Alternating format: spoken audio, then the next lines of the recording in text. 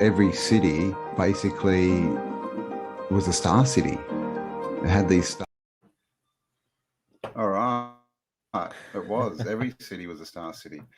And I just need to say a big we had stars. Thank you, and sorry to Clement. I wrote Clementine, but I meant a big thank you to Clement around us. For your kind donation, not Clementine. Clementine doesn't. There's some synchronicity going on here. Every city basically was a star city. It had these stars around them, but they were all walled, but also cymatic shapes. These are the moats we're told, right? Because we're all taught that castles and, you know, were these square buildings with a moat. But when we can see them from above, there's these intricate cymatic patterns, and clearly you can see why we call them star forts, because they look like stars. So here's one in Portugal, one of the star forts, the huge amount of terraforming around it. Amazingly, this one is still in pretty much pristine condition compared to the destruction of most of the ones you find today. Piano notes. As you can see, these are all cymatic. A sharp, B, C, and they're all these cymatic shapes. These are cathedral windows, this line here. These are, you know, rose windows, they're all in cathedrals, and these are cymatic patterns, which are created through frequency, so either harmonics or intention. Down here we have, this is our DNA, so these are fractals or cymatic patterns of our DNA. This is what we get when it's good intention. We get these perfect, you know, geometrical shapes, and when it's bad intention, we get this goop. So this is like a polluted river, and this is like a clean river. And so if we tie this back to the cathedrals that have got these windows, and they're connected to the ether with all these spires, and then what else do we have in cathedrals but these things called organs, right? I mean, have these things called organs in our body, and we just, the DNA, you know, cymatic is the same as some frequencies in these windows. So what this is all looking like is these are you know, healing factories, or not even healing, wellness, I guess, just to keep people well. They're pumping out frequencies. You can literally Google any city of the old world from the 1600s and back, and it will come up in these star fort shapes, and every single one is like Venice, and there's canals everywhere. Those were the highways of the time, but they were also so much more, with all of like this hidden technology, infrastructure, and buried history. And you can see this one again, always these big cathedrals in the cities, but here's one of the stars, right, or batteries attached into the wall. And there's even another one of these more sort of big regular shaped ones out here, but they always have these stars attached, you know, to these star cities. And again, the canals, and you know, you can see this is a big island kind of thing as well. But the thing is with water's free energy. You know, you float a boat, you use the current, right? The current. How about the water wheels? What are water wheels? Water wheels are harnessing electrical power. Electricity just as much as it was the physical power and mechanical power that they used out of it. What's to say that windmills and water wheels weren't actually generating hydroelectric and wind power a few 500 years ago? This is a drawing. This is New York City, right? Battery Park is because this is what was there, a battery. Now that was so synchronistic, I can't believe it. I'm pretty stoked. Guys? Tell us about your synchronicity, Andreas. Oh, I was just thinking that you guys were really cut off. No, it's fine. It was good. It's a good video. But I was just thinking that the way that things were playing out, actually climatically, it seemed like everyone was talking about the same thing at the same time. So all the audio buffering on my system was playing literally. So it was literally a sync where it was just, I heard all of us, including myself, all of us like paused and then started speaking at the same time. It was great. But also, what's up? How you doing? I'm gonna duck underneath the fire here. Just doing that. I got this organic magic. I got this organic ginger drink. It's USD. Do you think it's really organic? Like, because it says it's water, carbonated water, and organic ginger. I don't know if I believe. Yeah, sure. I don't know. I'm scared of like what organic means anymore, because I remember organic chemistry, and that was scary stuff, you know. it's like a better question is explain something that's not organic. Yeah, that's true too. That's the Organic thing. from the Organic earth, right? plutonium. Yeah. Everything's organic. Maybe iridium. Plutonium. There's that whole question. That's what everyone keeps asking about. Is iridium real, or is it from Earth? Organic iridium sodium water coming from Flint, Michigan, and somewhere in Siberia. That's true. I got some iridium water actually from Utah. There's that colloidal metal company. It's like a family that makes colloidal metals. You know what I'm talking about? They take like bars of metal, they electroplate, electrolysis with it, and they sell bottles of like liters of. It's pretty good. We, in fact, are doing a show on Friday about how to make at home your own colloidal silver. For whatever purpose you wish. Nothing to do with the electrolysis. When people keep talking about, they're like, pull out the metals from your computers or take your grandma's jewelry and sell it. I'm like, actually, what you should do is burn these things. Take your grandma's jewelry. Yeah, that's what I thought, you know. But hey, what you can do is you can attach a positive and negative charge. Yeah, well, I mean, you know, if we come on, a diamond ring, diamond, and you got this positive and negative charge, and you're using it to create your colloidal metals with your colloidal waters with noble metals. I mean, that seems like the way to do it. A diamond ring. Yeah, well, I'm not sure that you can make colloidal diamond water, but the diamond won't do anything, but maybe something with lasers. I'm sure the diamond has some sort of a refraction property that's important. I don't know what it is yet, but I imagine there's a reason why people were like making their women wear the most valuable metals. And I'm majorly glitching out, so I'm gonna just I will be right back.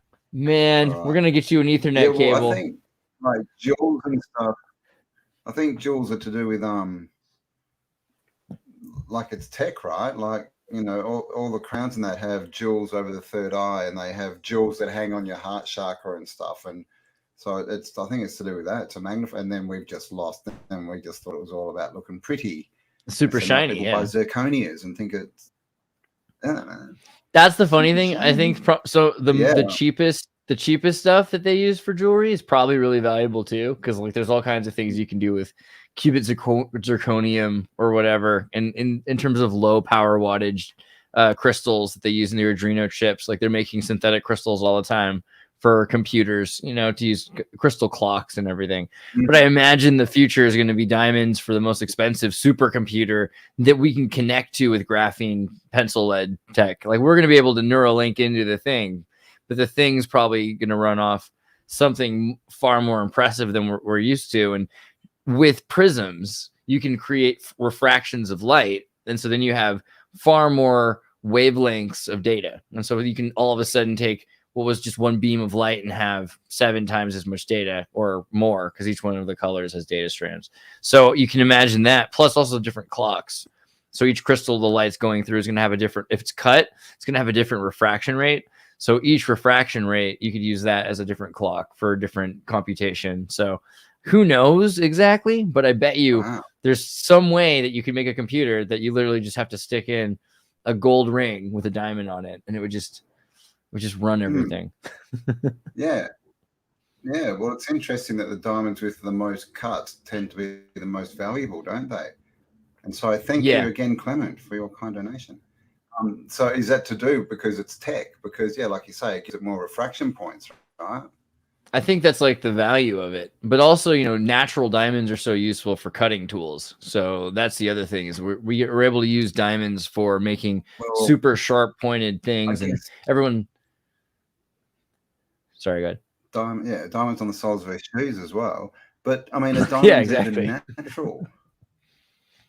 I think so. I mean, so the question is like, what is a structure, and are structures natural? And so you can look like Teilhard Chardin.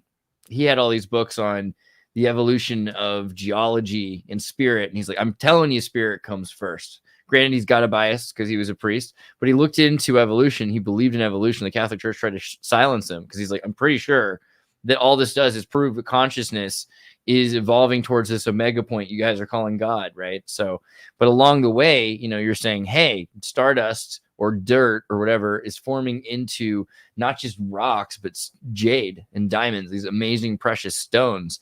And the structure, that's the most important aspect there. So is it natural for diamonds to emerge? I mean, on a deeper level, that's a question of does chaos just make perfection, or is there some sort of logic to the symmetry of it? I mean, there's clearly some consciousness in everything. So the fact that diamonds are this perfect density, I mean, I think that there's probably consciousness that makes that happen. Yeah. Is my audio better too? Someone just said it was a bit low, so I've turned it up. Yeah, well, this is the thing. I mean, they tell us diamonds are made, what, pressurization, coal crushed under the earth for 1 billion trillion years. But have you seen the work of, is it 13th Monkey? No, it's not 13th Monkey. It's the guy who does the trees, the giant trees. And I think Mike Stellium 7 also talks about it too, doesn't he? That the periodic table might be the result of these giant trees, and that everything, all the gemstones and everything are actually bits of these giant fossilized, or whatever you want to call them, trees. Yeah, I'm pulling up some pictures in our age that would be natural, right? I mean, so no, it's cool. I mean, I was just gonna pull up some pictures of like maybe I should pull up nanostructure to see if it shows you different nano stuff. Yeah. Right. And so exactly. And so there's different nano rods, nano tubes, nano wires, nano spheres, nano onions. There's all these different shapes. And one of them is daimonic, right? And daimonic is a structure. There's also diamond. This is a diamondoid. But you could look up Buckminster fullerene, which is this buckyball, right? So these structures emerge. Yeah.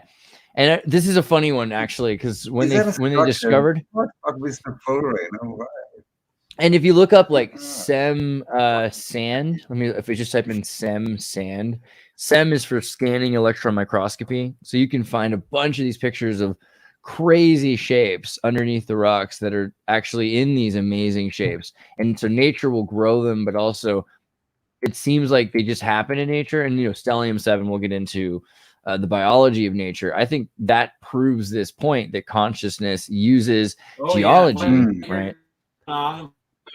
Yeah.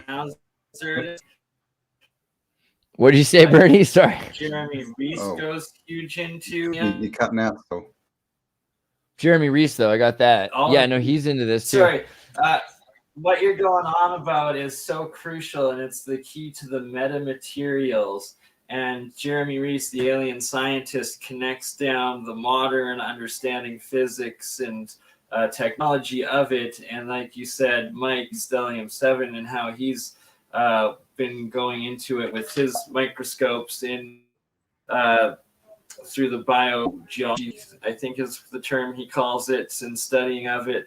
And then my own electrolysis experiments, these plasmids, these nanoparticles, and these different crystallization formations that happen between the different elements when they're forming in and out of these particles, of these reoccurring patterns of transmutation and materialization of matter, this self-organization. It's just fascinating. But, right, self-organization. So that's the question. Of nanotechnology. Nanotechnology is cool because it shows you this stuff growing in nature, because all you have to do is burn a cigarette, and what you're going to get is a bunch of amorphous carbon, right? And if you burn a cigarette hot enough, you're going to get onion-like carbon. And if you burn a cigarette with a torch or a crack pipe or something, I don't know, but you can get nanocarbon, you can get nanodiamonds. And so this is a structure that emerges in nature just from carbon burning at a high enough temperature in a pressurized chamber. Wow. So these kinds of structures emerge, and there's nanoscopic diamonds, and that inside of your lungs or something like that's super dangerous, and which is one of the things they talk about amorphous carbon being more dangerous than the tobacco itself, obviously, because once you get amorphous carbon in your lung, it's like these little antennae, right? And you can look at graphene emerges naturally as well. there's all sorts of chemical processes that lead to graphene. Bless you, by the way. And so what they'll do is it's like it'll grab onto part of your DNA while it's opening up, and then it will disrupt the reconnection and rebonding of two new ribonucleic sequences. So in the reproduction of the teratogenic state, the amorphous carbon will mutate the DNA. And that can be dangerous. This is the carcinogenic effect or the teratogenic effect that they talk about. The carcinogenic effect will affect you. Teratogenic effect affects your children. It affects your offspring mutation DNA. So your potential offspring. Okay, so DNA. Wow. Right. So there's a lot to be said about nanotoxicity, but there's also some really interesting things here. So for instance, amorphous carbon can be used to clean up mismatched and mistangled amino acids that protein folds, misfolded proteins. And when a misfold happens, you can have that resequence, right? So you might have a bunch of them that are sequenced wrong because there's a misfold and it's learned to duplicate that. So sometimes that can be used to really help. And then there's all kinds of super capacities of these structures. For instance, nanodiamonds really useful for lasers, for nanoscopic lasers. We were talking earlier about photonics. They have a thing called a spaser. Laser, spaser, rhymes for a reason. Spaser, or as a plasmonic laser, is a type of laser which aims to confine light to a sub-wavelength scale far below Rayleigh's diffraction limit of light. I don't think you're allowed to say that word. Which one? That's spaser? That word. Oh, yeah. Spasers are cool, though. Oh, so it's spaser. Okay. Yeah. No, but these are very useful, and they require carbon to have very little space. Yeah, spaser laser. Plasmonic laser. Right. You just blew my mind. Oh, okay. I knew of stasers, which are sound lasers, but this is a plasma laser now you speak of? I'm going to shut up and let you continue. Plasmonic laser.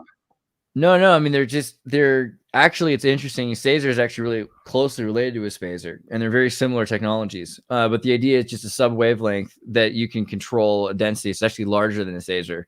But the use of it is that you can have multiple refraction stages within a spaser. So you can have a bunch of different signals that are being carried at the same time. And I was trying to show you this. The reason is because, let me pull that picture back up. When you look at a nanodiamond or an onion like carbon, we found that there's more surface area to less volume. And what that means is that information can travel with less insulatory loss, right? There's less entropy. So the signal can carry the signal further longer.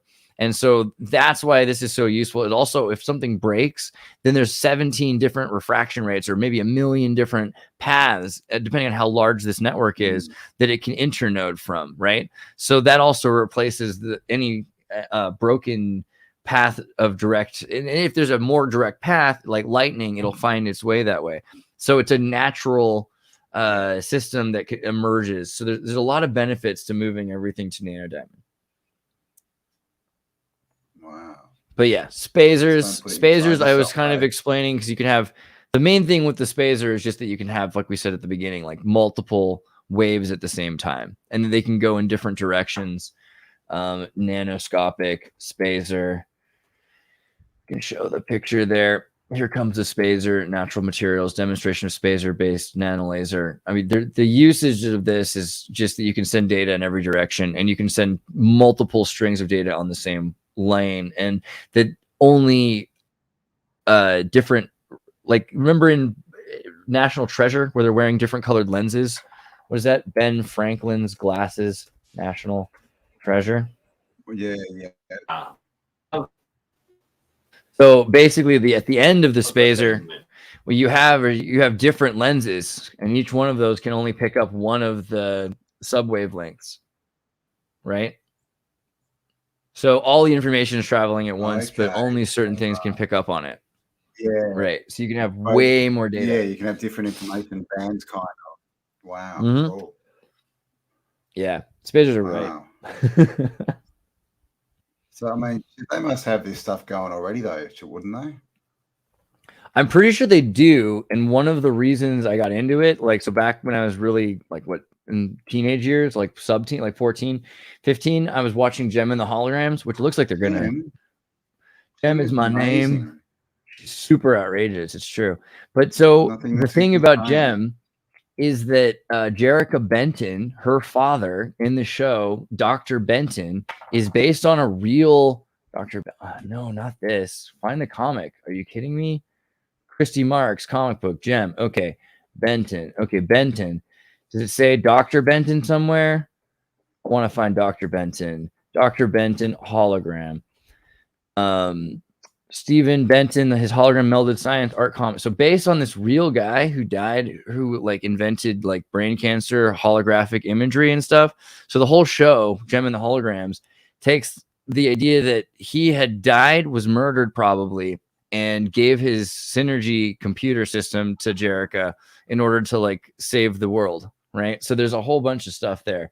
But it made me wonder a lot about holograms. And if you remember how weird holograms are, because nothing looks more real than a hologram, and nothing looks more, it's still fake, but it looks more real than real life, because you're like, wow, it captured all of it. It captured what I could not capture. Something's just insane about holograms and their depth. And we don't see them as much anymore, right? Like, how often does anyone? Yeah. And they could be, they're so easy to make now, because like everyone has lasers. I'm holding a laser in my hand right now. Like, we could all be making holograms. It doesn't take as much as people realize. Wow. I just spin out that if you break it, the picture's contained in every piece. The hole's contained in every piece. How does that even work? So the way a hologram works is they hit it from the side with a laser. Let me see if I can show you like them building one. So you've got a bunch of lasers that are aiming at an angle, and when they hit something at one angle, then they're printing the image at every, so it refracts off from every angle. So you've got a fractal of that laser source, and from every angle, then you can pick it up again. But also, if you cut it, then you also have a duplicate of that information path that's been recorded, so you can actually duplicate a hologram. It's almost like the matrix that you were just talking about. That just the laser hologram lights, like. And when taking into consideration the ultraviolet spectrum and the infrared spectrums that are out of our visual light spectrum range, and how much more of the overall light energy universe or wavelengths that exist outside of it on either end, it just, the fractal nature of light and everything, just, it's mind-boggling. So this is another thing that I think people don't talk enough about, are the ideas of Greek lightning being essentially a lens-powered laser. So solar lens lasers are, you've seen the idea of taking light and refracting it. That would actually make so much sense, especially in all those stone circles that are aligned up with the solstices and equinox with the sun, and that they are like those what are they called? The same layout of geometry that lasers are, the same like the lungs are as well. The thing is, he talked about using chemicals and gases. Talking about, and I forget the exact word. Oh, the Vesca Pisces? Is that what you're talking about, or what? Sorry, I missed the point. Bernie, sorry. No, it's the key geometry, a big circle, and then you have a bunch of like medium circles like within that big circle, like the flower of life, light all at each other, and then it creates the laser beam out of it. It's on the tip of my tongue. I'm just too tired to remember it. JP would be on it right now, but it's the crucial magnetron, maybe? Is that what it's called? No. Maybe. I don't know. There's a, magnetron geometry, maybe look up. Transformer. Cambell. Megatron, there he is. That's better. But, the Megatron geometry of a laser. It's not a tetragrammetron, which is a tetrahedron. But That's the name of God, isn't it? Isn't that the name? It's the circles within the circles, one that's almost like the seed of life. And it's specifically when you have like 8 of these circle lights reflecting back on themselves, you get a beam out of it. And a lot of the ancient megalithic stone circles and structures resemble exactly on a macro size what the micro magnetrons make in our modern day lasers with focusing the energy. So if with what Andreas is saying there of putting these lenses in there, if you actually had one of those lenses in each of those stone circle rooms within the bigger circle reflecting back on each other, Michael Tellinger goes big into this with all the stone circles in Africa and going deeper into exactly what I'm talking about. And it's on the macro scale as opposed to the microprocessor that are within our technology today. That would be one crazy beam of energy that was the Greek fire. Absolutely. And it's interesting that they've also talked about different gases or chemicals that were used. So at first that people were saying, hey, is this, a death ray? This is not a death ray. But now if we know what we know about lasers, right? And you've talked to your buddy, what's his name? The guy who has his channel you had over on New Year's who builds lasers? Oh, that was Jeremiah, Exotic Propulsion, but it was, there's 2 of his good friends there doing the lasers and lights. Duncan or something like that. Duncan, Daniel, Dustin, I forget. There was a couple of them in there. One that was like the specialist that did the really good presentation and talk. I'm going to have to edit that into like a clip. That was a fun one, yeah. Movie all on its own. But, so what you got here is a helium argon laser, and this one here is actually a neon helium laser. And, a lot of the time they don't use the neon with the helium, but the thing is, it's exactly true. And the more you look at it, that's probably what was going on, is they were building something that used pressures and they used gases. They might have had a vacuum tube. I mean, this is, Stefan talked about this, ship in a bottle. Let me look at the ship in the bottle idea. How weird are ship in a bottles, right? And so if you look at ship in a bottle and you compare it to the transformer glass, I don't know if I can find the picture, but they make, if you look at like railway transformer glass, the old ones, these things are basically ship in a bottle design. A lot of this, I like that they decided to throw that in there. But there's these glass transformers, and this is the new versions. But if you go back and you find like 1800s, people call them like the witch glass or something like that, these witch bells, because they were the power bells that they used for capacitors for phone lines. You see these glass bells on top of the phone lines for power lines. So I mean, they're all over the place, and people put them underneath their stairways because they were lucky, apparently, or they were hexed, depending on which part of New England or the South you were from, apparently. So something about the ancient power system that we can remember as glass. The glass seems to be important in vacuum tubes. Yeah, right. I mean, those things used to be on all the telephone poles. Used to see them around. They used to be all through the bush in Australia. Those and the like the porcelain ones as well that you see. That they sort of stack. Are they resistors or something? Or insulators, but yeah, I mean, that stuff used to be everywhere. So, and that's the thing, all they'd need to do is smash all the glass and the whole system doesn't work anymore, right? Yeah. I mean, the thing is that they're still super useful too.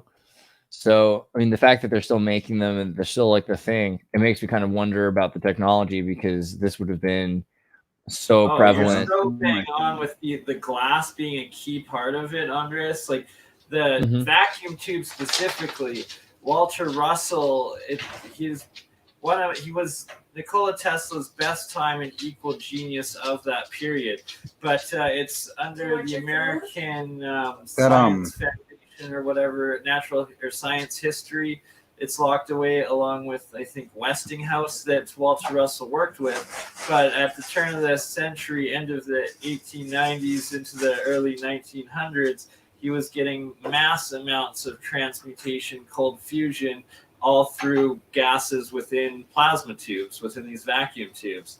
and thus just by putting a little bit of gas in these glass tubes and then putting a little voltage through it, you get all sorts of plasma, aka fusion or soft nuclear power reactions going on. It looks like the is it the Jeb? Is that what it's called? The Jeb pillar from ancient Egypt. Is that it? DJEB. The Jet. Okay, D at the the Jet. start. Yeah, that one. See what you're saying. Yeah, there's like a few of them. Yeah, that. Yeah. Hey, one or two more, and they're all electrical technology pieces. It's straight antiquitech. There's like it's undeniable. And then you get the like the pagodas, right? The pagodas look very similar as well. Those tall towered pagodas that we see. It's that these are macro resonators, capacitors, and fractal waveguide antennas technology that was built into the actual architecture on a macro mega scale, as opposed to our micro digital processing circuits and geometries today.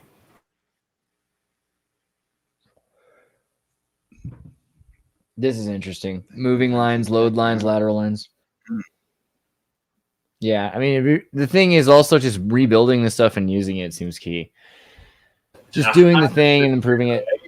That's what we're going to have to merge the real science into the Autodidactic Alchemist episodes this year, is set up some experiments combining, like this dendrolite someone did, a lot of like the Weimer generators, the different Tesla coils, along with some of these vacuum tubes, and essentially the Baghdad batteries. But there's... Isn't Cambell like from Camel? No. Crooked mouth. Oh wow. Cambell means crooked mouth, but I've got no P in my name. So I think you're all right. This must be from like the old Scottish. I thought Bernie Madoff meant crooked mouth. My bad. Andreas just means dude. So Campbells as well. That's a pretty good one. Cambell, do you have anything you wanted to pull up some pictures showing some Tartaria stuff? Yeah, do we want to get into that? Oh, okay. Oh, there we go. Bernie's got a map. Oh my gosh. On topic of Tartarian maps. Yeah, well. Oh. Okay, Bernie's already got some that he's uploaded. Here we go. So something I've been wanting to do, and I'd like to invite people to do while they're looking at this map, is that we haven't spent enough time probably studying the stories of all the little towns on the map. There's all of these places on the map, and I'm always thinking, like, what's the story about that place? Every now and again, every now and again, I'll type it into like a search engine or something, like one of the random towns, but I haven't found anything yet. But this is, I'm sure not every town's got a great history, but right, no, and like that's a key part. Right? I mean, the thing is also the spelling, like Australia. I'm still rivers and stuff. Yeah. And for anyone out there that has, I think Australia used to have a good name. Sorry, Bern. Oh, Bernie sounds like the Matrix is trying to get him. It's like he's being swallowed. The mirror scene.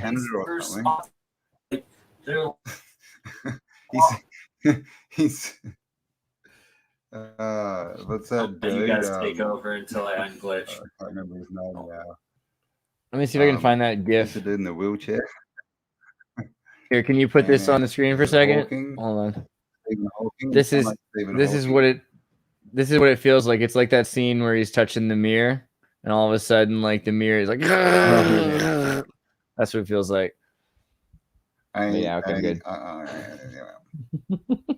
Okay. Speak now, Bern, or forever hold your silence. Oh no, he's gone on mute. No. I am on mute. Sorry, I was letting you guys take over because So They're if you're Neo talking and to an Meow. ant Bernie and you is put it Neo. on mute, is it a mutant? Oh, that was a good joke. It's a very dad joke. I'm a fan. Did you want to Oh, come on. Well, I'm allowed. Cue to you guys. very In your much, mind is blank. yeah. In your mind is Tartaria a Sorry, lost go. nation, civilization, or do you think the term is better suited for a generalization of lost and stolen history? The less muddy, the better. Muddy. What do you guys think?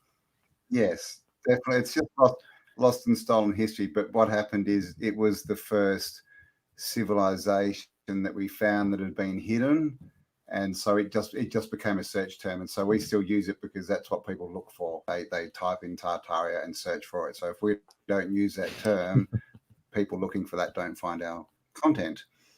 So that's Yeah, all I think of it kind not of something we need to worry about. It's just a word. right. I think it's kind of like an idiom because there's this idea of a lost civilization that was called Tartary, but there's also people called Tartarstanis that exist today and that they're left over that are still connected with the Tartarian culture.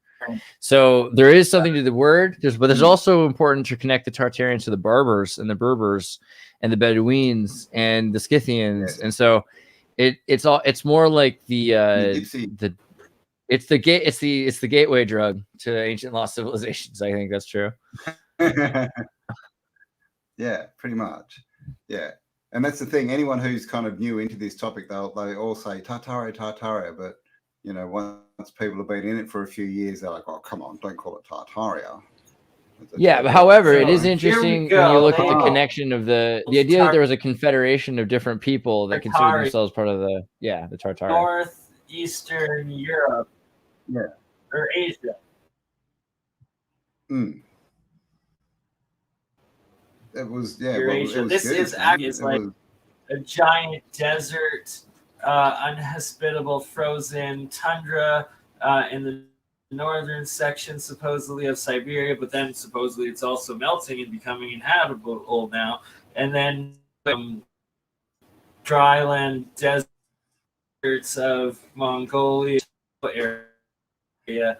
Yet, Tartaria, you actually see these built-out river systems and representations of like cities, castles, all along them, which today are dried-out river systems that modern archaeology and geology state must have been 6,000, 10,000 years since these rivers were running. Yet the maps are labeled as only 300 or 400 years old, and it's the exact same situation as Australia and much everywhere where there's these now inner deserts. Back a few hundred years ago on waterway.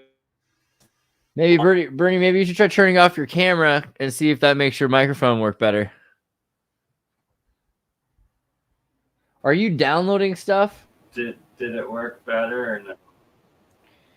No, not at all. Turn off your camera. Turn off your camera and leave your microphone on.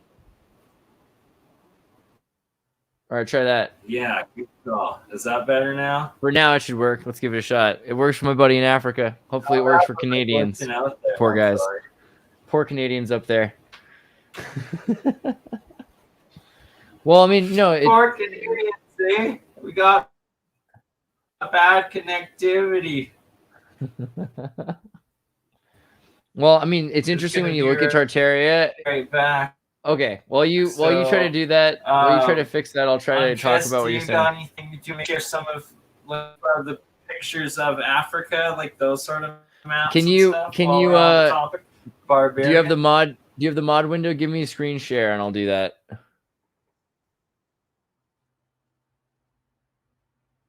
All right, cool.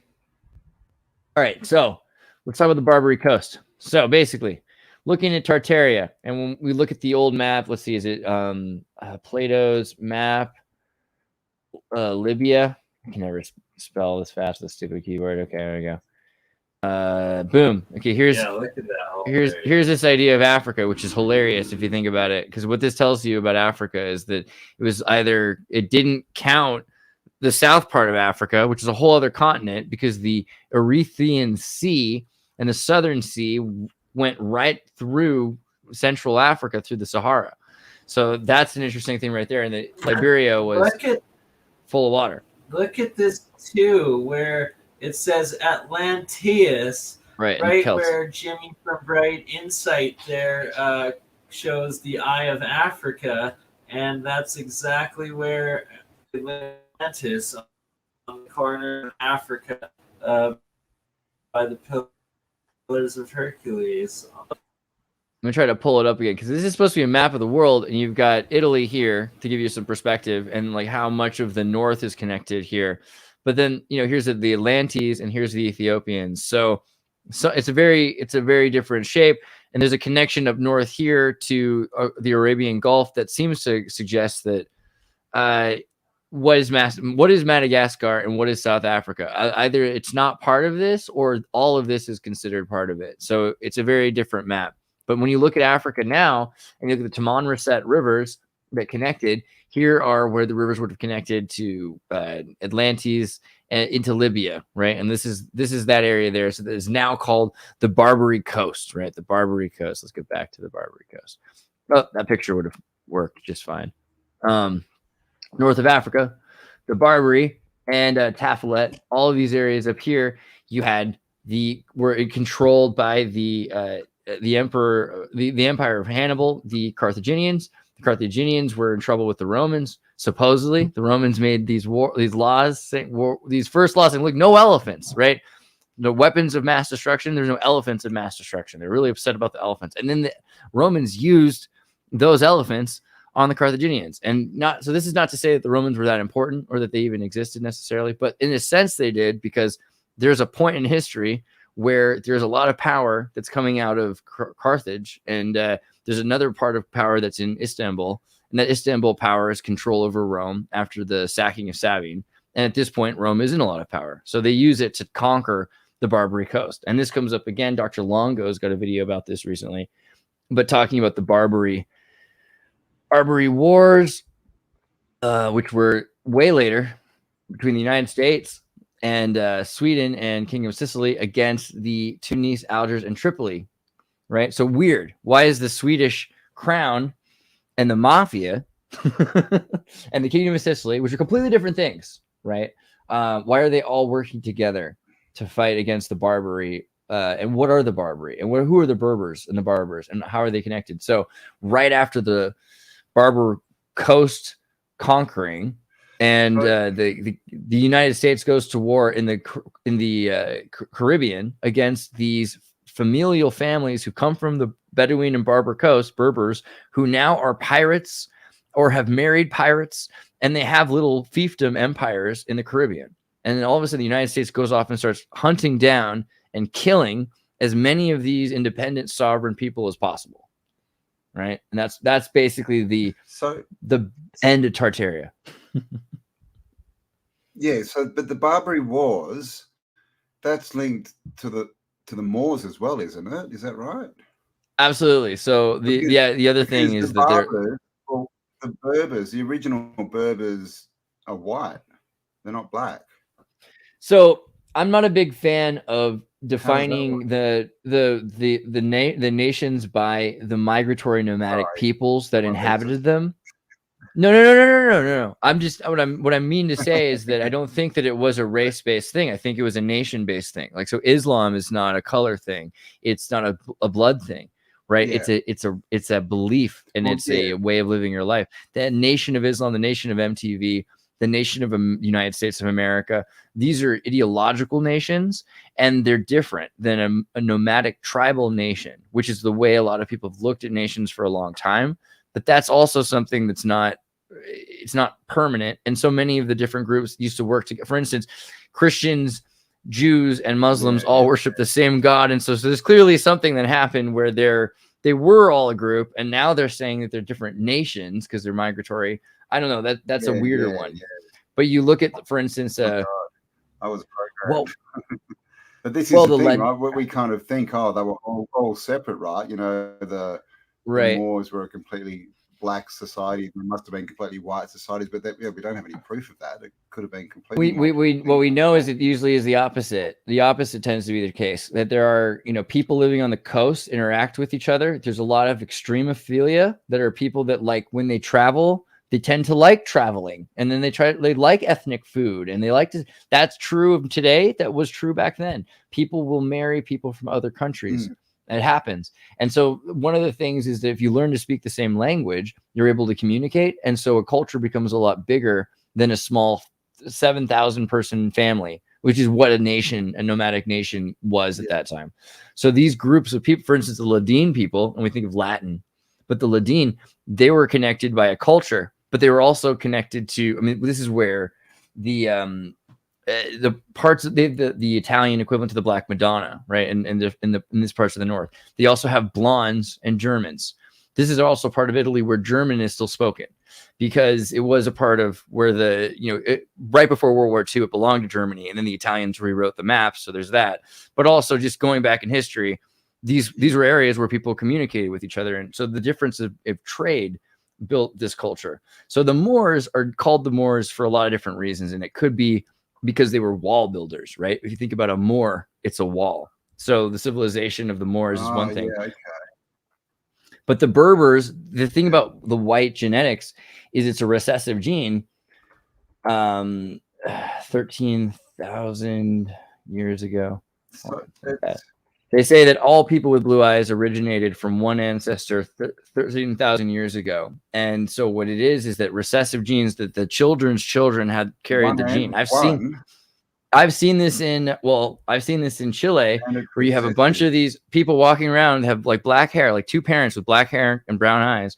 And then they have a blonde kid with blue eyes, because both of them had a parent who was a blonde and blue eyed, or they had a grandparent who was. Yeah. So it's interesting, because so many people are saying, but really it's the opposite. It's growing. In Australia, the natives, heaps of them, most of the kids are born with blonde hair, but then it goes dark. Some of them stay blonde with blue eyes. And same thing, you get this family of, they're all like brown eyes, dark skin, dark hair, and you get this blonde, blue-eyed kid with them, and it's one of them. Yeah, it says a lot about cultural assimilation. Yeah. Well, if it's recessive and it came from one person, to start off, just to get the second person would have been a bit of work. But it's in that, we're still the smallest ethnicity, or whatever we are, whatever race, whatever you want to call it. But it spread pretty quick, didn't it, for a recessive right? So gene? they talk about Genghis Khan and Attila the Hun, and the idea that some people just conquered and spread their seed. So the idea that this one thing happened 13,000 years ago, which aligns with the Graham Hancock thing and the Atlantis story, I think is very interesting, because it basically it's saying that this one recessive gene is coming from a conqueror, right? And that's very interesting. It's very Prometheus. But you look at the Berbers, and the Berbers are a lot of different colors. The most important aspect of them, though, is that they are a unique culture that is in many different forms of color. And so it's not really that there are Berbers that are black or white. It's more that they live in this area. Yeah. But also their dress. If you look at the way they dress, they're right across Europe. Like, they're the gypsies. They're they're all these different people that we give different names to, but they all look like the same original nation. That's interesting too. So the gypsies, people thought the gypsies were the Berbers, and they did for thousands of years. Well, but they or hundreds at least. Like the Tartars as well. They all look like the exact same, and we're told they're nomadic people. Yet there's these crazy castles, cities, and temples and everything on the maps. Depicting in their areas. The Egyptians are the gypsies were not from Egypt, and they weren't Berbers, but they thought they were, because they ended up going through there. But originally they were from India, and they did DNA tests that showed this. They were kicked out of India about 1,000 years ago. Seafaring. It was always seafaring global trade everywhere. So it's like there would have been your little India, your little China, your little Italy, your little everywhere. But this is the road of Alexandria. The Berbers are in Alexandria. So they're in the cradle of trade. So they're connected. So the only place more important than the Eastern Silk Road or Istanbul would have been Yeah, Carthage was king. You know what I mean? Up until it wasn't, and this is why they were like, yeah, let's use elephants. The elephant thing is really messed up, though. I'm not kidding. Like when you look into the elephant battles, like they would do this thing where they threw snakes at the elephants. So imagine you got a bunch of elephants and they're coming at you, and so you throw snakes at them, or you shoot snakes on the edge of a you catapult them at these elephants, or you play lots of noises, and the elephants freak out, turn around, and then they stampede over their own soldiers, right? So just dangerous. Wow. So yeah, like friends don't let friends use elephants in war. I'm just saying. No, that sounds like the wrong kind of stampede. I know it's a bad hill to die on, but these are the things that worry and concern me. I mean, I don't know. Looking at the Barbary, yeah, right. Looking at the Barbary War, though, I mean, it's clear that they were all different kinds of people, like because they went all over the world, and then they married whomever they met or brought with them. So it was always kind of this, as long as you're interested in sharing my culture thing, instead of you have to be of my bloodline, kind of thing. The Barbary what were the dates? Was that late 1700s, early 1800s? Or yeah, so there were Berber wars in Africa in the 15 and 1600s, and then in the 19th century, the American Barbary wars. But if you look at the Pirates of the Caribbean, basically, right. But if you look at it, there's also other things going on, because you've got the Songhai Empire in the 1600s, right, 16th and 17th century, that's starting to end, and so all the manuscripts of Timbuktu are being stolen or hidden and moved because they know that there's something going on there. And I'd love to see a movie about it, right? There should be really some sort of a Songhai Empire Netflix series. I don't know why they don't do that. Probably because that would make too much sense. But the Songhai Empire, you got to imagine how crazy it is. Yeah, it would be hard to do the trans thing, but you could have a lot of black actors in a show. It's a historical show, and it would be really cool. And it's about the most powerful empire. Right? I think they'd have to replace those black characters with white actors, or else it would be racist and cultural appropriation or something. Yeah, they'd have to do some kind of cultural. Doesn't it work? But you know what? The thing is, the Songhai Empire had white slaves, so it would have been really easy. You could have had this like Irish person, a Celt. Yeah. That's why they can't show it, man. That's the reason they can't show it. You just got to get some Robin Williams equivalent, who's like today. Get Bill Burr as the slave, and I think the show would work. I would watch it right away. I think. What about Stone Cold Steve Austin? Yeah. I mean, you could make the show and it would work. But the point is that it's actually an important, relevant historical point. Do you smell what The Rock is cooking? The Rock with Bill Burr as a slave. And he has to save the Timbuktu manuscripts because the Moroccans are working with the Queen of England. It'd be a great show. I would watch it. It would be great. I think you should. One point I want to point out about the Tartars, for instance, is that the Turkish, a lot of history and a lot of evidence points to a major center of Tartaria being the Turkish Empire and the Ottoman Empire for a lot of the time there. And it also correlates to the same period that was known as the Arabic Gold, or the Arabic Golden Age of Alchemy, I think it was called. But during the Dark Ages of medieval Europe, at the same time, the rest of the world was supposedly in this golden age of high society, high technology within what we now call the Muslim world, but it was this Tartaria area of the Middle East, trading through Africa, trading through Europe, trading through Asia, and that you have these Baghdad batteries, which is in the heart of Mesopotamia, the heart of this same area for that golden age of alchemy there, that's right connect to Egypt with those dendrolites. It all seems like this was this heart of it, and it's recognized that it was Arabic alchemists and esoteric writings that re-inspired and advanced Europe back up into it, and that was the Tartarian Antiquitech, whatever you want to call it. Like, but that's why another reason for using Tartaria so much, especially in regards to Antiquitech, this antique technology of these sources. I'll bring up some maps we can have a look. Isn't it interesting too, as far as like, now I've completely lost the word. Tribes that don't have, that move from place to place. Nomadic. What are they called? Nomadic. Thank you. Like nomadic. How would they have, well, or how would they or have the come gypsy. about? You can imagine if there was like a reset and everyone started off in cities and that, and then something happened, they all got blown up, and they had to run out, and then most of their got, destroyed in their cities and that, then you would end up with these groups of people that were just walking around, right? But you also have people that are like that all the time naturally, like people that like to live in campers. I think a lot of people that end up in cities, you look at America, they took the year for like the last 10 years of my life before the lockdowns, for 6 months out of each year, I was living on the road as a traveling caravan, going around from festival to festival with a lot of the people I know in Denmark.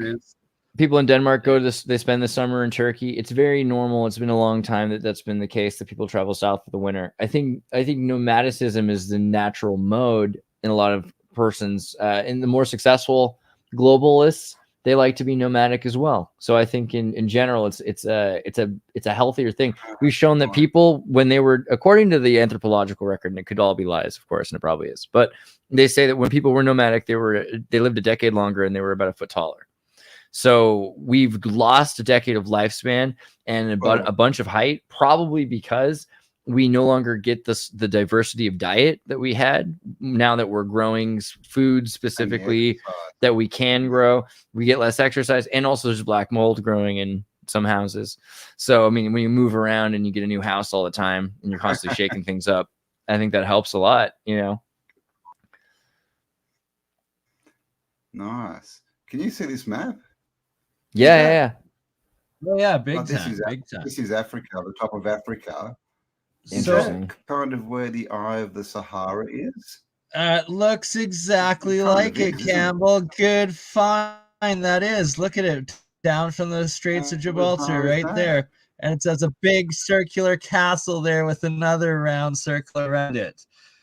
Jimmy, bright insight there. We're supporting your city of or city of Atlantis there a little bit more too. There you go. Yeah, we might have to have a bit more of a look into that. I've only just noticed. This is the, what map is it? 1450, I think. I can't remember. Frau? I think it's Frau. F-R-A-U. I think that might. Can you? Eye of Sahara. Sorry, not Eye of Africa. The Eye. It looks like that might be just slightly north of the Eye, because I think the Eye isn't it in central Mauritania, or where is the Eye? Is it North Mauritania or south? Because if it's in North Mauritania, it could be. Mauritania is just southwest of Algeria, which is kind of what you're looking at there. It looks like Morocco to Algeria, but right south of that directly. Morocco, I think. It used to be further south Mauritania, but it's kind of crept up. Hasn't it? But and look how huge that is. Like, just right, you this can is see an older map too. It's huge. General proximity. You can see here as well. Give or take 75 kilometers, 50 miles. It looks in a pretty close spot there. And I got a weird one. Oh, good. We showed Andreas. It didn't have the circle represented, but that same area, it said Atlantis with a question mark on it. Yeah, that's pretty much the guess is that Mauritanian ring. But there's another ring kind of similar to that in southwest Spain as well, north of it. And we found a bunch of rings. So I kind of think that there's another one in Argentina near Bariloche. There's one in the rainforest. There's a few, 23 miles square. I'll have to find think if I can find the Spanish one. Okay, 2017. When did I go? 2018. So it was around here, wasn't it? Was that it? So where's the? Here we go. eye? Spain's drought reveals lost world. There you go. Spain's drought reveals lost world. As water levels on towns and villages that were once flooded can now be seen. And then they started finding these like ancient ruins. That's not I can show it later. What's the eye called? Do we know? Has it got a name? The Mauritania, I just call it the Eye of Mauritania, but I don't know if that's what it's called actually. Oh, Mauritania, is it not Sahara?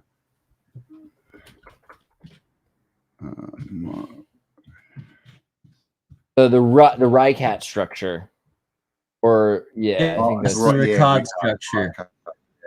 Ricard, right, which is hilarious. Oh my god, do you remember from Star Wars? The Eye of the Sahara. Star Wars Ricard coder, the structure Rakata. is the Eye of the Star Wars Knights of the Old Republic, they have a So Star that's Forge, a Star Forge power thing that takes the sun and makes like planets and kills people with it. But the aliens are called the Rakata, and it's kind of it seems like an homage to this because they were supposed to be from like a failed Atlantis or something like that. Isn't this also pretty close to where that Dogon tribe still lives? That is ancient. I thought the Dogon. Isn't the Dogon tribe? They're spread throughout this whole area, I thought. From like this would be like their most eastern tip, I would think. I thought they were western south. Tip. They go all the way. I think they're Egypt. south. I think they're Sudan? south of this.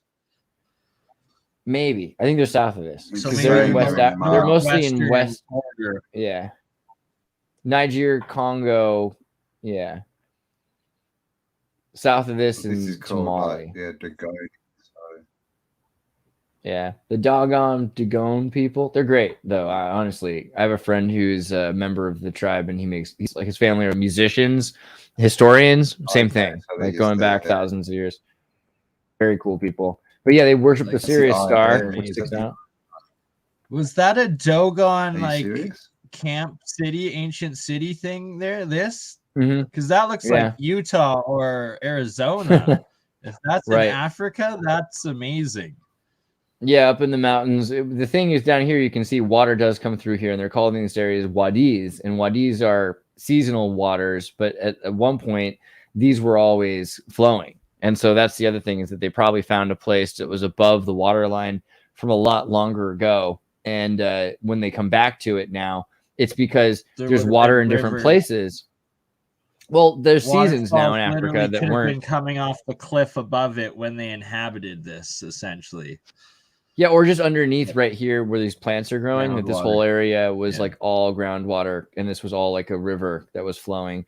And the Taman Reset River. In the architecture, how much that looks identical to the I was going to show you this earlier, the Doñana National Park in Andalusia. So when this started to dry out because the drought, all of this stuff started to emerge, and they were like, "What the heck is that?"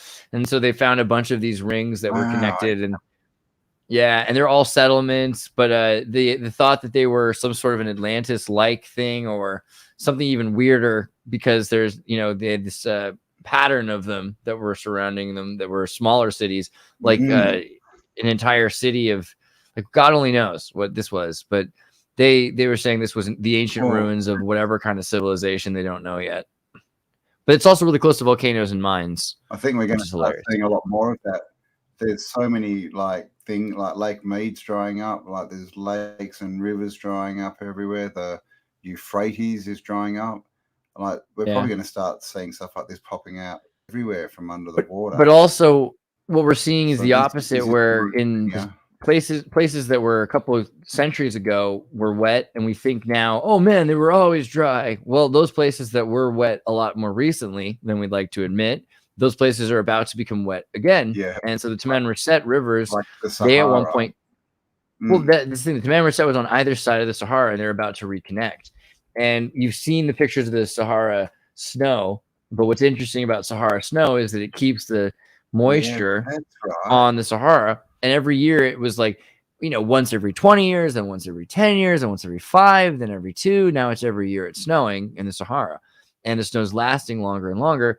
And you'll notice if I zoom in on these pictures of the sand dunes, that there are friggin' plants growing now, right? And it doesn't take a lot for this to change the entire Sahara. We're talking in the next 20 years. It's not going to be that long. And once that happens, then there will be water collection. I did hear a rumor. I heard a rumor that, you know, certain types of people are buying up a lot of real estate in the Sahara because it's touted to be the new food bowl of the world. Yeah. Yep. I mean, that's the thing. There's going to be just so much water. No, I mean, we know it was wet. It was wet 300 or 400 years ago. It was completely like a tropical jungle. Yeah, and the idea that these sand dunes have actually covered the place. That's bizarre, and it's a hot desert, and it snows because it's up near the tropics.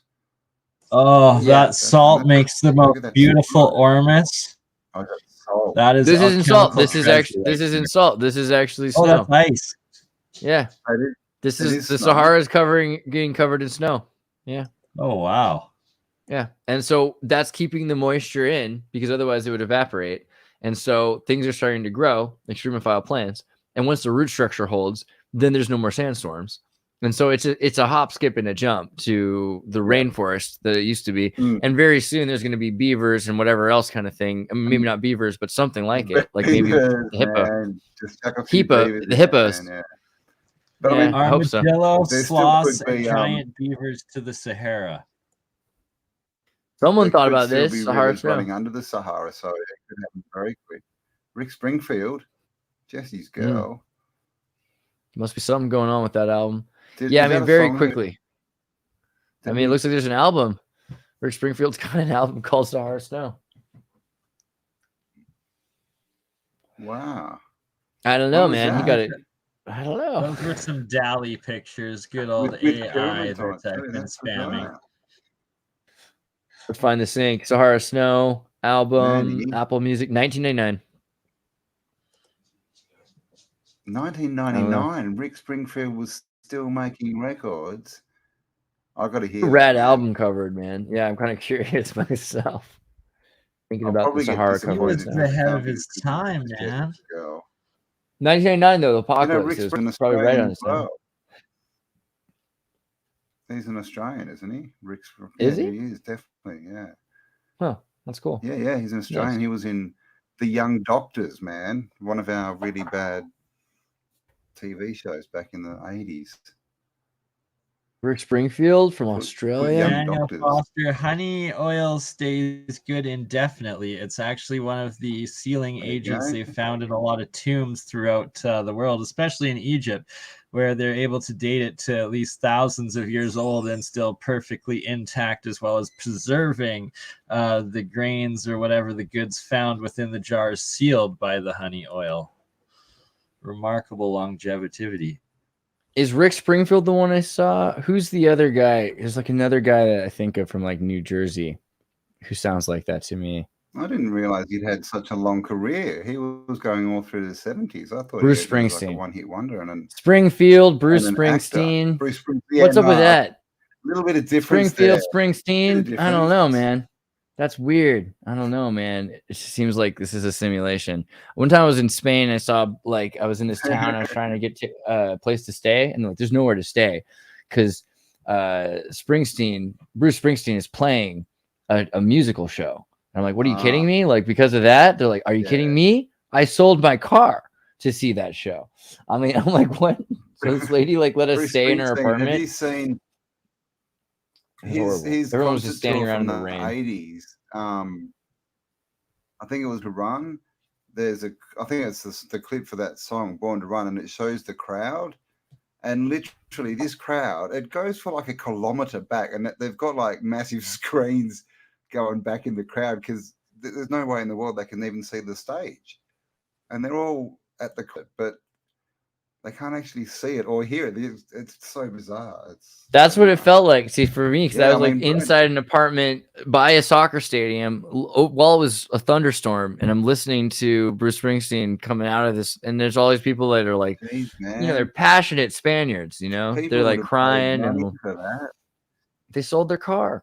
It's crazy. Yeah. I mean, I don't he's know. huge, especially in America. He's 365 I lovely often wonder souls about. He's watching one right of those now. kind of.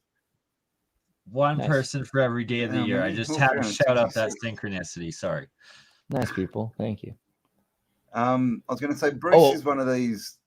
You know how we have these sort of celebrities that are like he's massive, he's huge, and he has been for decades, but he doesn't seem to be one of them. You know, he doesn't seem to be, and he doesn't go to the award shows. He doesn't mix with. He seems kind of chill. Sort of see him in media. Like, do you think there's some that can get to those heights and not be affiliated? I think you can step back Then a you're bit, probably. hermited away, I guess, right? Essentially. I think Like if you can step back a bit. Or, I think if you figure out how to do a show in another, like for instance, you get a big enough audience because of America that you can go get it in Spain or something like that, then yeah, a lot of the time you can kind of retire to doing that or something. I don't think you have to be evil to be like a step mid-size away and become hologram Tupac.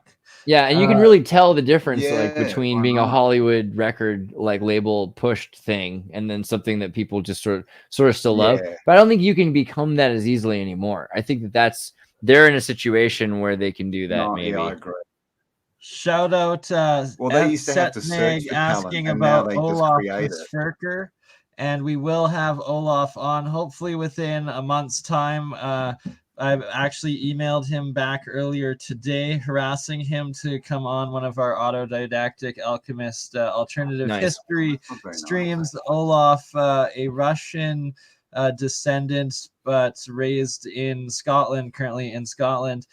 Check out his channel if you haven't, but done some crucial translations of Russian languages and showing throughout the alternative history, megaliths, the Doloms, but also the leftover Tartarian Scythian civilizations and this 7,500-year-old Slavic calendar system that the Orthodox Slavics were using only 100 years ago, and still a lot of graves throughout Russia to this day from 100 years ago will have the New Age calendar, and then dated with this 7,500-year-old time as well. So right there, it just shows how much older civilizations are throughout, and that Slavic calendar, once again, it's in that same realm as the area labeled Tartaria. That is there a missing 7,000 years that these maps depicting these rivers and areas show. And could modern geology and archaeology be right in the one sense that saying the rivers and the inhabited areas that we see on these maps are that old? And was it leftovers of like a few thousand years rebuilding after the massive cataclysm of the Younger Dryas / Atlantean reset time that then became the Tartarian by the end of our most recent reset? I got a crazy one. What do you guys think about ketchup? I think I know that ketchup should be called tomato sauce. Ketchup. Sorry, you want to call it ketchup? Is not ketchup. Tomato sauce is much closer to ketchup than what in Cuba they call ketchup, but is actually tomato jelly, like a jam, but worse. And it is not ketchup on your fries. Fun fact: mushrooms were the not necessarily all things. Mushroom ketchup was the original ketchup, but not really. Actually, it turns out I thought this because this is in the 17th century. It was mushrooms before they started getting warmed up to using tomatoes. But actually, before mushroom ketchup, there was fish sauce from China, ancient China, that was called chai soup or kai soup. And so kai soup was the actual ancient name, except some people in Thailand called it ketsup. And so people have been arguing whether it's called ketchup or ketsup for literally as long as Tartaria, right? Because this is all out of Tartaria. This is like the region, especially where this tartar sauce. And so someone made this recently, this weathered fish sauce with mushroom in it. And they added it to like a white sauce. And they were like, actually, it was incredible. They said it was amazing. It was because fermented fish sauce is in a lot of Asian foods. Yeah. And it's dates back at least 300 BC. Kochup. That one they make Ketchup. is it Finland? I mean, yeah. So the other thing is, Finland there's or a Norway or Finnish something, shark. They have the most stinking food in the world, and it's like That fermented that fermented shark stuff that they do. I've had some pretty weird fermented fish. The Inuit do a fermented fish, and the bones turn into this weird jelly kind of stuff after about a year of it being under ice. But I knew a dude who like cured cancer from eating fermented fish, or he's got cancer anymore. His cancer went into remission. Let me say that better. I knew a guy who ate fermented foods, and then his cancer went into remission for no connection. So. Yeah, right. I don't know. I think this is interesting though. Is that essentially fish wine or fish beer that would be made of that? So you got this super concentrated, non-preservative. It doesn't need to be preservative, right? And so this is the story. In the 16th century, it became more and more popular that Londoners, people from England, would get access to things from around the world, and they liked this fish sauce. And eventually, mushroom kind of fish sauces became a thing that people would make in their homes, the way English people make curries right now, right? This is just the way English people are. But at a certain point, Americans started making ketchup, and they added weird things. And the tomato, that was the thing that it was tangy instead of the fish, and it could work. But the thing is, it would rot. And so they started adding these weird chemicals, benzoate of soda, and all kinds of these, colors, and in the 1800s. And so people were dying because the ketchup was poisoned. And then Heinz comes along and says, hey, we're going to put on the bottle free from benzoate of soda and free from all these weird ingredients. It's going to be this natural product that is free from artificial preservatives and coloring. Since the 60s or 70s, I forget exactly when that they started doing this. 1812. That's even more funny. No, actually, I think that's earlier on, the tomato ketchup. But at some point, this happens, and they take over. They corner the ketchup market, and they use the number 57, which is nothing to do with varieties of ketchup and only to do with the Kabbalah and the sacred geometry of the number 57, as far as I can tell. Right? That's the only reason that it's involved. What does number 57 mean? Matria. Almost did it. Go back. 57. I still don't understand gematria. Go. Gina, Candace. So it means all those words. These words all have a value in the Hebrew value of the letters and the combinations. Magic with a K. So that's, I think, probably the most important one. I would imagine that's Canada. That's a good one right there. I'm gonna start putting 57 on MK Canada. Yeah. Coca. That's pretty wild stuff. Also, Zerdis, while we mention MK Canada, shout out to Andreas Zerdis's every Thursday Canadian themed stream. And what I was going to say is you should just automatically, when creating MK Canada, make sure to include one of my channels in those streams, as I will always co-host Thursday MK Canada with you. As a Canadian, hopefully, the Canadian government will be like, hey, look at this guy helping out with that Canadian content, coast to coast Canada. Exactly. Sure, and I hope that they can not see money. I want the Canadian government to recognize that we are following Bill C-11 better than anybody, and that they should probably give us a medal for the best Canadians. And also, the next episode of MK Canada is going to be called Trans Canadian, and I think it's Trans Canada. It's across the whole Canadian. You can transition to whatever you want. I could easily become Canadian if I wanted to. I'm just saying. But really, you have to have always been a Canadian American's body. It's not that hard. You just have to learn to say a boot, and they let you in. Right? It's all about being a Calgarian Targaryen and being trans Albertan, where you can transition anywhere across Alberta. And a trans Burton is actually other Canadians that are transitioning into the Alberta oil sands and oil industry. They're trans Burtons. Albertonian, Calgarian, Torontonian. Yeah. Oh, skinny and beautiful. How nice. Did you know that about 80% of Canadians actually live below the American border?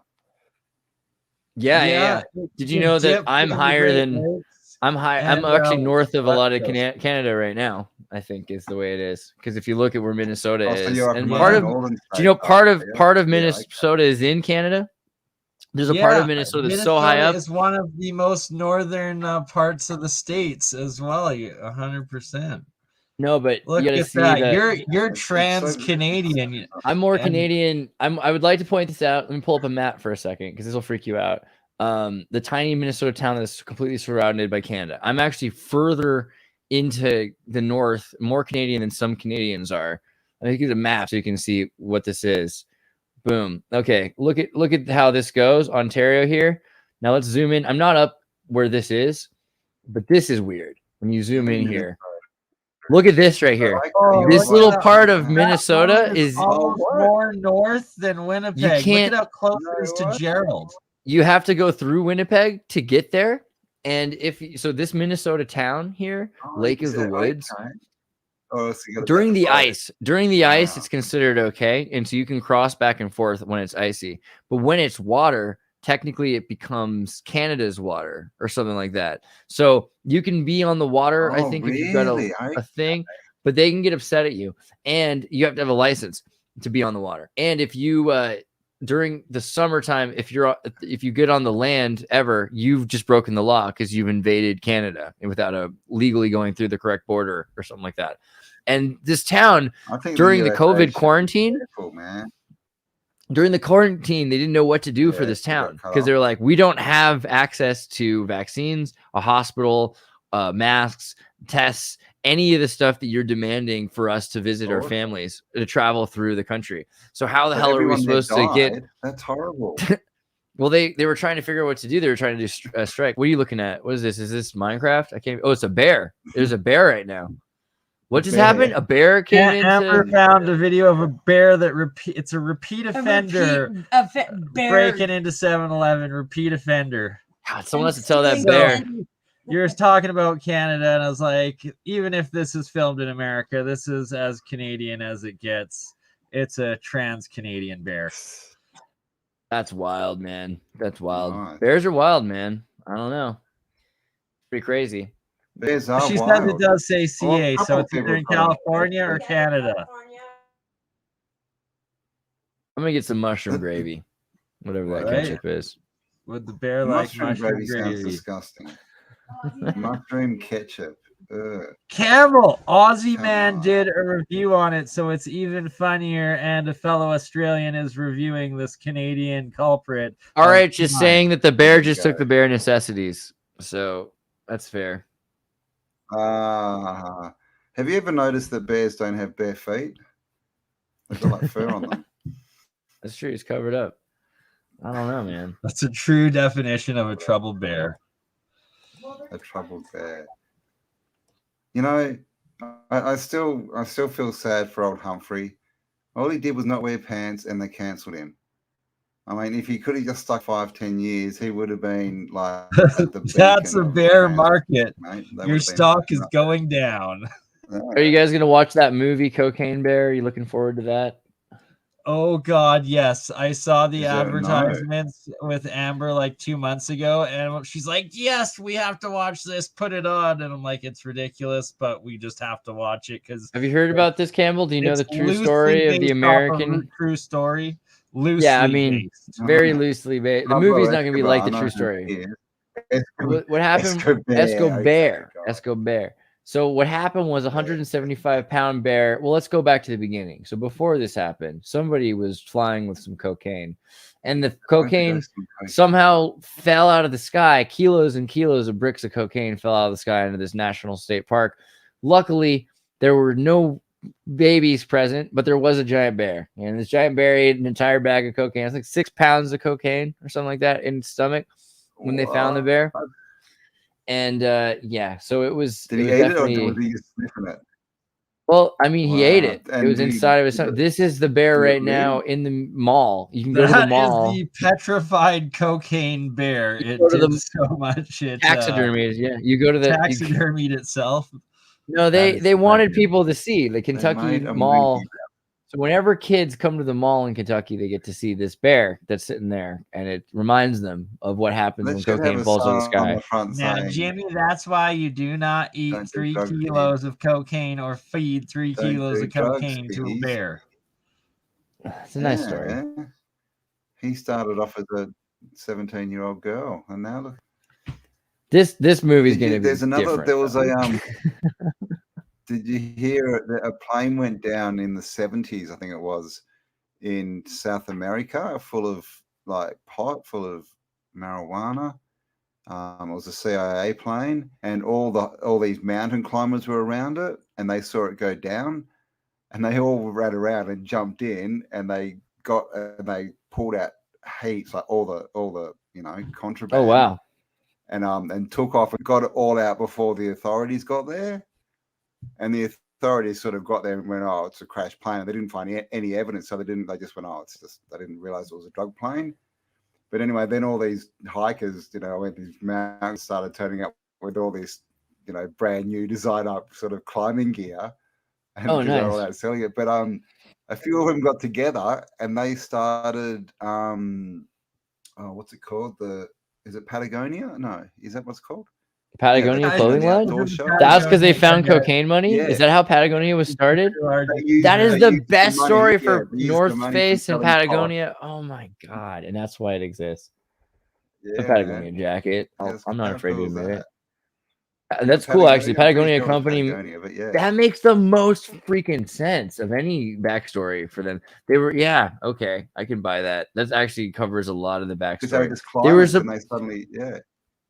one of the guys was really good in Italian at making hand pounded climbing gear, and the other one started North Face, and he was a Ventura County son of a importer or something for textiles, so he's able to get plastics. So yeah, I can see that. That's interesting. Same, there's a story with O'Neill that was similar. But did you hear about the woman who fell out of the sky? There's a documentary that Herzog made. Werner Herzog was going to be on this plane, didn't end up on this plane for some random reason. This is the plane that crashed. He found the one person who survived the plane. She was like 16 in a mini skirt, or something like that. And then the plane, her chair disconnected from the plane. Her parents died. Everybody died. And her chair landed and her collarbone shattered, and she wandered 2 miles into, the town over the next few days after she woke up from a coma. But somehow the wind carried her chair down or something. The only person to survive the flight. No way. Because she had her tray table up and her seat was in the full and upright position. I don't know. I hear Red Bull gives you wings. Exactly. Does cocaine do the same? I mean, this is the craziest story, right? Just Oh, one survivor. And so he went and he brought her back to the Yeah. spot and had her show off the plane wreckage, which is part of it was still there, which was what? Where her parents died. That's nice. Yeah. Werner Herzog's nuts, man. I love that Let's guy. go back. But yeah. Tragic memory you have. Yeah, it's Wings of Hope, I think Okay. is ironically the name of the documentary. Yeah, it is. Highly recommend it. Anytime you're ever man, and you're worried, you feel bad about your life, you got to watch It's a Wonderful Life or Wings of Hope. Just remember, it could have been your collarbone could be shattered. Safety. Seat of safety, yeah. Buckle up, right? It's the movie. I don't know. I'd buckle up. Miracles happen. You see that movie, Miracles? Buckle up, Buttercup. Let's see the miracle.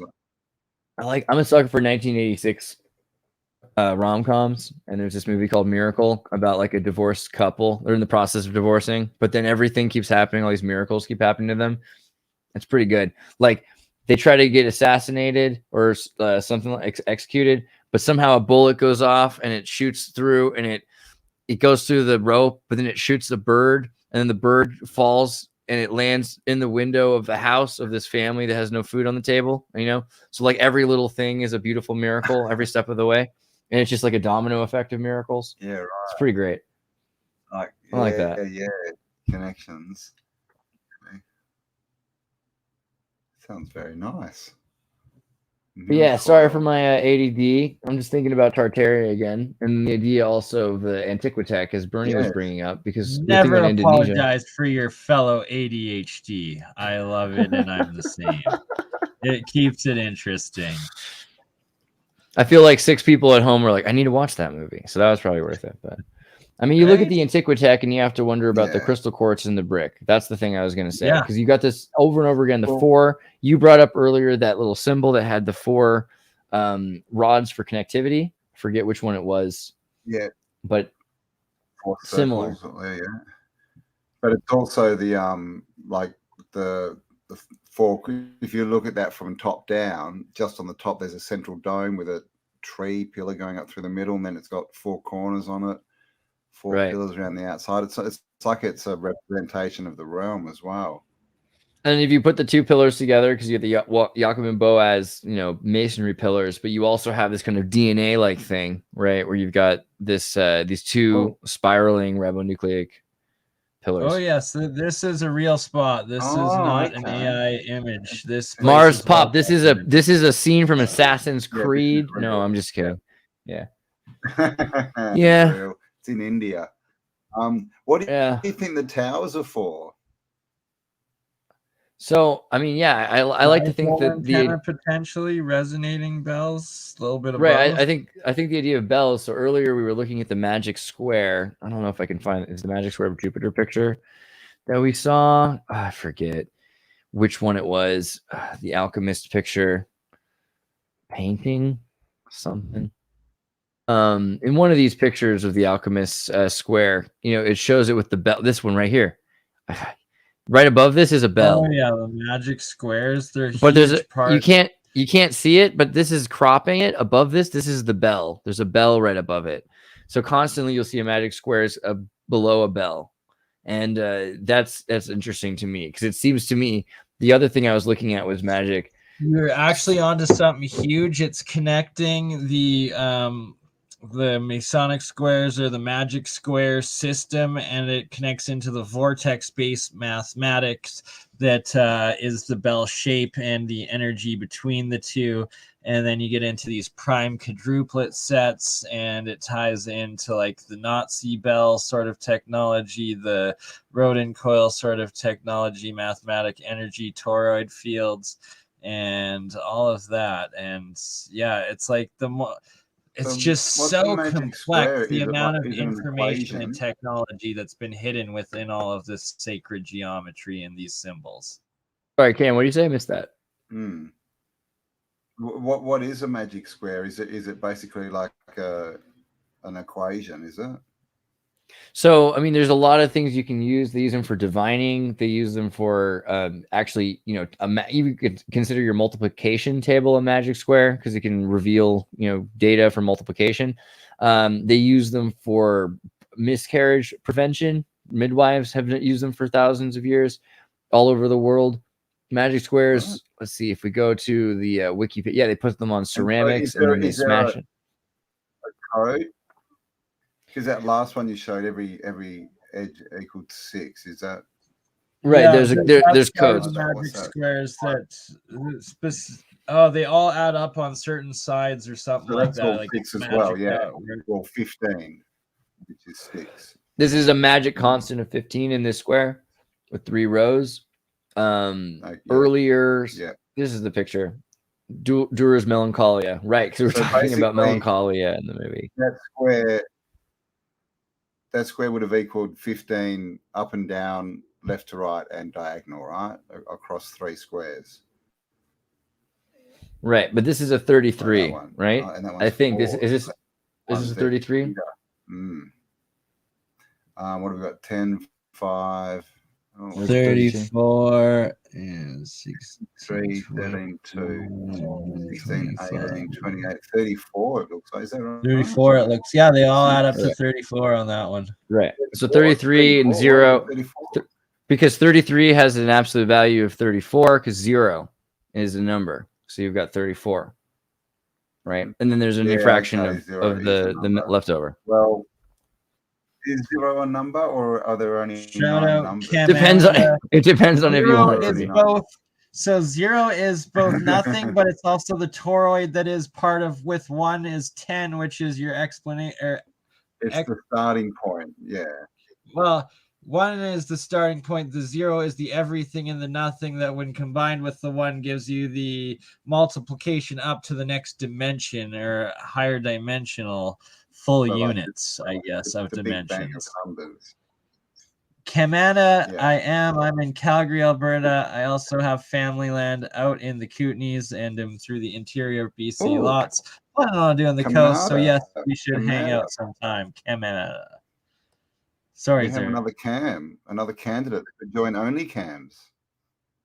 You got Cam, and you Said know that's we'll be the right back. only prerequisite. So. Canada will be on only that'll be my name on only cams. I will be Canada on only cams. The Canada Burnai. The Canadian. The Canadian on only cams, because we gotta hustle hard to get them jobs, whatever it takes. Stop showing my abs off off YouTube.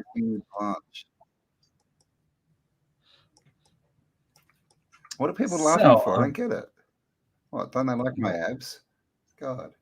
I thought they were amazing. People just laugh.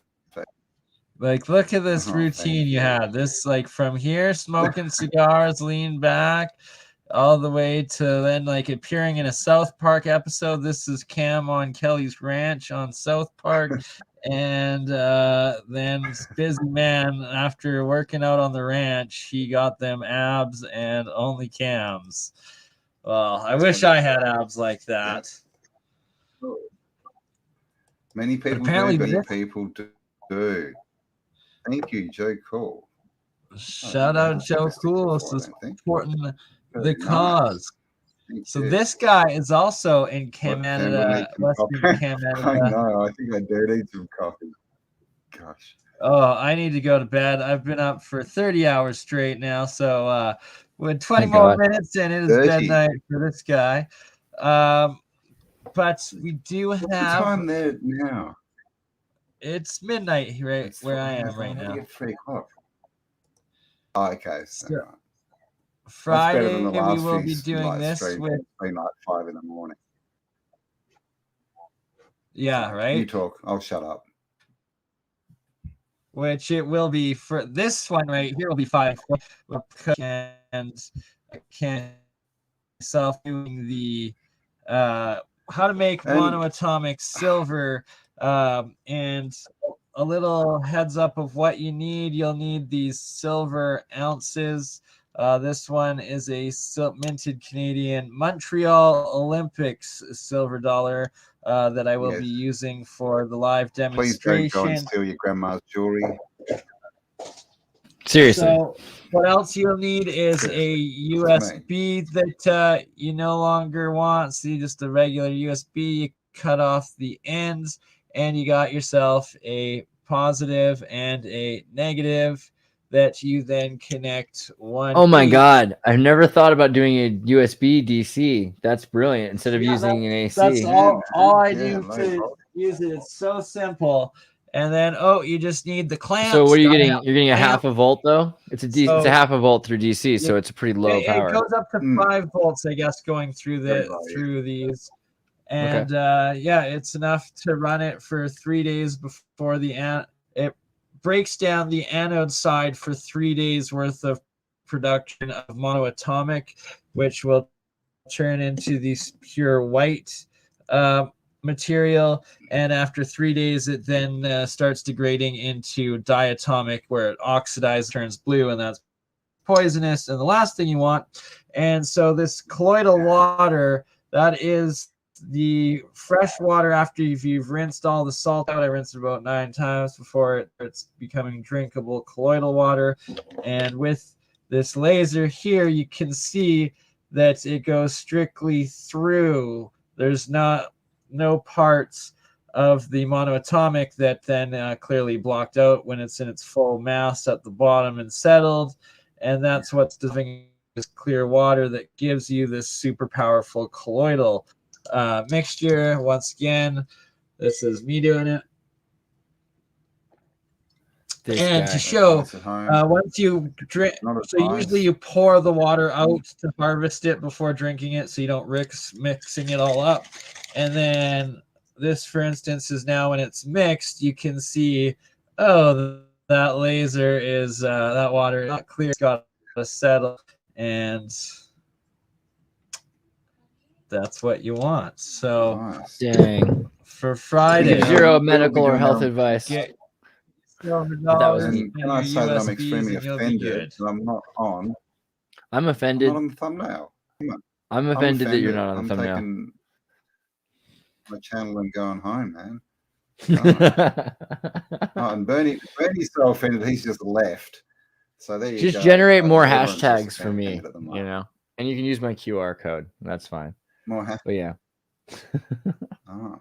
where'd Bernie go? We lost him. Oh, he's there. He's just putting it away. All right. Well, we've been going an hour 40. And I everyone just looks a bit found out dead, the so bear should we wrap was this a one up? resident of Lake Tahoe, California, that was robbing. No, that's really the funny 07. because that's what I was gonna say. When I had bear problems, it was in Lake Tahoe and Cocaine Truckee. When I Bear. was living in Truckee, the- there not Cocaine Bear. I never met Cocaine Bear. I just heard about Cocaine Bear. But when I was living in Lake Tahoe, I was going to Squaw Valley Academy. One time, my dad comes to visit me, and there's this other 7-Eleven dad. thief bear is Lake Tahoe. There's this other dad. Truckee's really close to Lake Tahoe. It's like Squaw Valley, Truckee, that whole area, you know. North. So this dad comes to visit one of the kids who's at the school with me, and he leaves a McDonald's breakfast sandwich, I think it is, in his minivan. And the bear comes and pulls the minivan over and open like a tin can and climbs and just flips the thing rather than going in and grabbing the thing, just flips the vehicle over enough times that it shakes the hamburger out and then just starts like rolling around eating the thing. And I don't know if there was like soda, but it's just like this horrible, and we're all like 2 stories, 3 stories above because there's like a, you know, down, and we're looking at this happen and we're just like, Jesus. But yeah, so you always have to, in Tahoe, you have to lock up your, the trash bucket thing has a lock on it on the dumpsters and stuff so that the bears can't open them. Or walk around with a McDonald's, what was it, breakfast sandwich in your hand, and if you see a bear, throw it the sandwich. You know what to do. You give them the sandwich. Yeah. I mean, honestly, if a bear's coming at you, share your food. But normally what you're supposed to do is like have someone else with you, and you're like, I'm loud and big. I think that's a good thing, you know, for Canadians and Australians. We don't have guns, so I think that McDonald's could say. Do you have bears? Do you have bears in Australia? Canadians are allowed some. No, we don't have bears. We have koalas. Only the long barrel. Bears don't. Koalas don't count. Can you imagine a koala goes to jail with these other bears, and this bear's like, they're technically not bears. We have the dreaded drop bear. Have you not heard of the dreaded Australian drop bear? Man, that thing. I don't know. These tourists like you wouldn't believe. Australian drop bear? Is this real? Something I am going to be going forward with in one of the real sciences with Matthew Rife. And in the USBs, a lot of the time, too, you'll have your positive, your negative for your anode cathode, but you'll also have your white-green audio wires, and that I want to be able to start hooking that up into the signal generators or computer aspect, and then plugging signal sound frequencies into these reactions as well.